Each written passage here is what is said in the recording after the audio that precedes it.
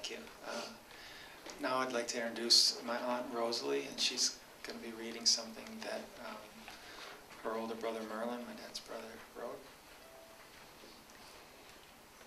It's really awesome to be a part of this service, to see all of you, her colleagues, and to really experience from you your appreciation of Gina. My oldest brother Merlin, who is a physician, orthopedic surgeon, and he wrote this tribute to Gina, and he called it Missing Gina by Uncle Merlin Anderson M.D. It was always a pleasure to spend time with my niece. In recent years, we met at one or another restaurant in Dallas-Fort Worth area where we could enjoy good food while catching up to date on our activities, as well as the latest family news. Sooner or later, we would get into shop talk, sharing patient care concerns as well as the challenge it was to be part of a training program with its responsibility for bringing along younger physicians, not only in diagnostic and surgical skills, but also with respect for ethical values. In both Dallas and Jersey City, part of Gina's practice include women of African and Middle Eastern heritage, some of who suffered from cultural-based health care or lack of it. Some were genitally scarred and others had urinary incontinence from traumatic events when giving birth to a child.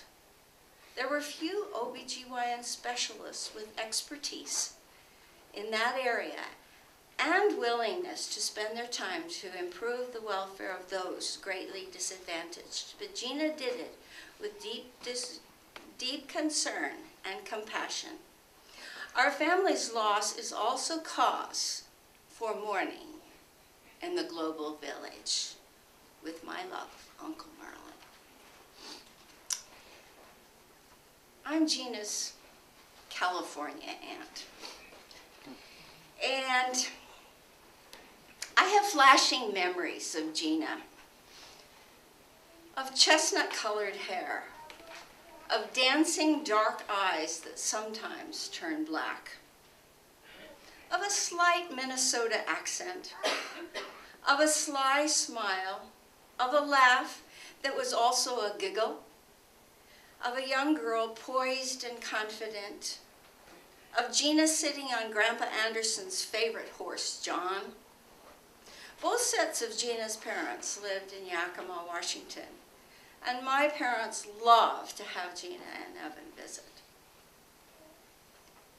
I see the barren hills behind our home, where we took family walks. Gina running ahead, excited to see what was around the next bush. And Evan, being younger and smaller, you were always a few steps behind. Evan, I can still see the look of amazement and admiration when Gina could easily do the things you were trying to do. For most of Gina's life, I was living in California, off her beaten path, so visits were infrequent. However, I was able to attend her Harvard graduation. Oh, how proud we were of her. And while Harvard's undergraduate regalia is drab, just like all other universities, the professor's crimson robe symbolized the accomplishment of what I could only dream of. She seemed so happy, a life full of promise. The longest time we ever spent together was in 2001 when Gina, Evan, Ron, Nancy, my daughter Grace, and I went to Shanghai for the exhibit of Gina's great-grandfather's photographs of China in the early 20th century. On that trip, I experienced firsthand her calm under pressure, her aptitude for problem solving, and her deep curiosity for discovering what other cultures have to offer. My clearest memories of Gina are from her visits during my mother's final years. Gina's visits made Mother so happy. For weeks before she arrived, Mother was planning for how they would spend their time together. During her visit, the smile never left Mother's face. And afterwards, Mother would recall and reflect on the many conversations. Throughout any given year, Gina sent cards and letters in which she would detail things about her practice, things she knew Mother would be very interested in. And often Mother marveled, how does Gina have the time to write such nice long letters to me? As you know, Gina wanted to make her life count, and she did. She gave her time and energy for the betterment of women in America. She gave that time and energy, one woman at a time. Gina's concern for women was global. In 2003, Mother sent Gina a Newsweek article about Dr. Catherine Hamlin, an outstanding physician who gave a lifetime of service to Ethiopian women. Now, Ethiopia was where our family went in 1945 as missionaries.